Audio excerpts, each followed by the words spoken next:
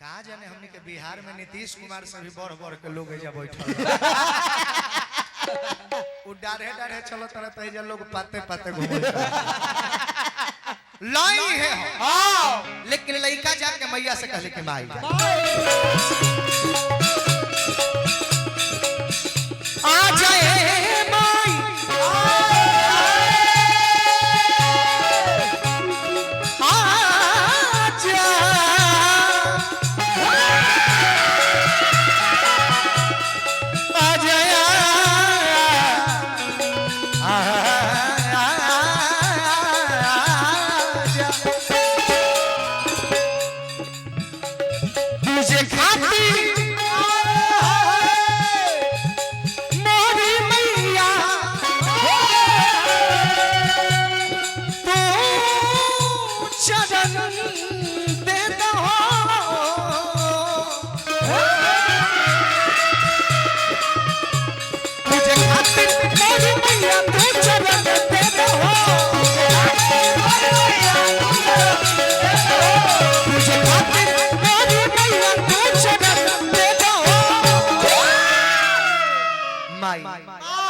कि अपने आँचा राख छैया में शरण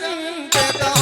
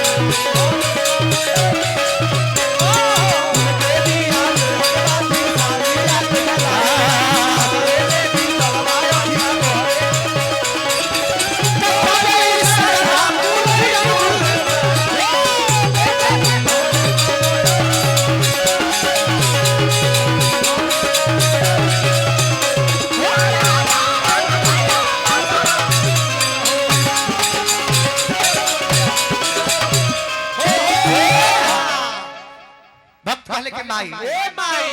अरे किस सेवा में ले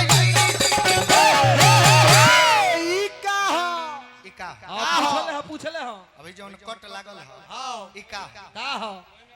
एकरे के कहत रहे कि पावर ब्रेक हां वही में एगो लड़का कहता ध के बताओ अब देखिए हम त आज तक गाड़िए में ब्रेक देखले रहनी है चाहे कोनो ब्रेक होखे हां डिस्क ब्रेक होखे हां चाहे हैंड ब्रेक होखे हां आ चाहे पावर ब्रेक होखे हां आज तक तो हम गाड़िए में देखले रहनी है हां लेकिन आज इनका गाड़ियों में देख लेनी पावर ब्रेक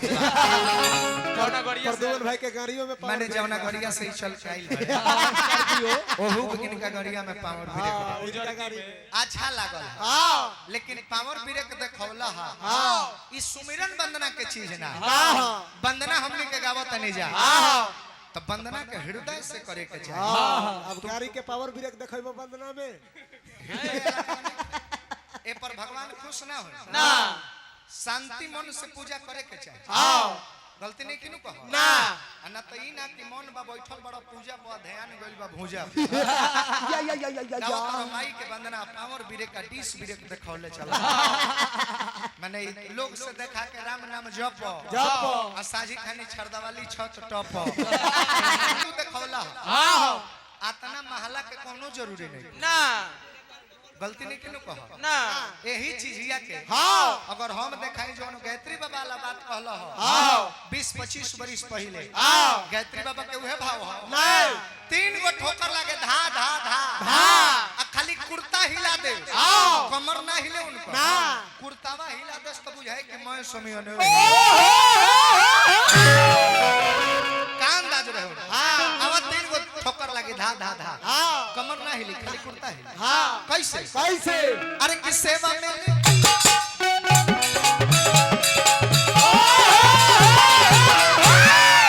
ये हा हम नचनी है ना नहीं नचल ना खाली कुर्ता हिला हाँ। फिर से देखिए दिखाई। अरे किस सेवा में उहे ही उठिए तो हां सेवा में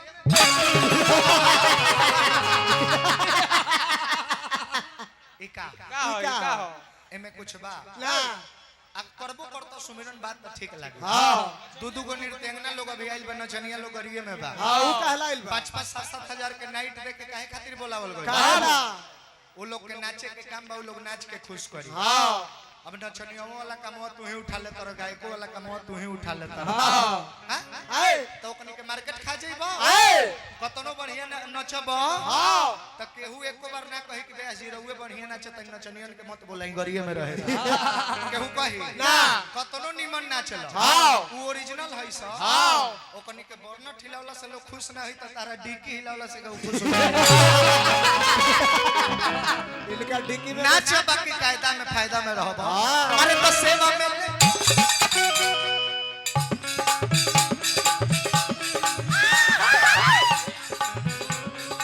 आई देखा फेर प्रतीक भैया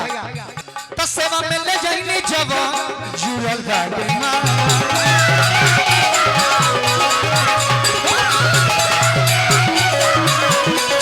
ए माई खाली हाथ दर सकते हूं खाली हाथ दर से खाली हाथ खाली हाथ खाली हाथ दर सकते हूं घूरल ना ए